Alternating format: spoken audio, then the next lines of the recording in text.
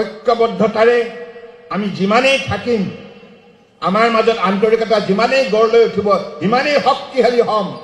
মহাবীৰ লাচিত বৰফুকনে ইতিহাসৰ পাতত এই কথা সোণালী আখৰে লিখি থৈ গৈছে।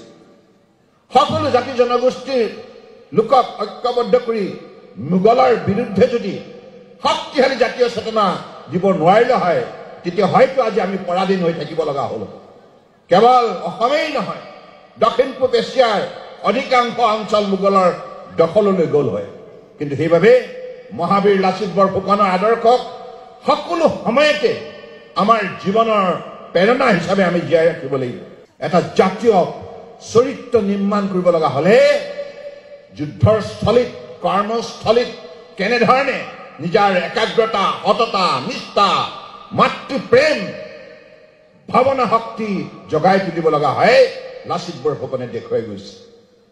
গতিকে সেইকাৰণে মই ভাবো যে এই ঐক্যবদ্ধতাই আমাক অধিক শক্তিশালী কৰি তুলিব।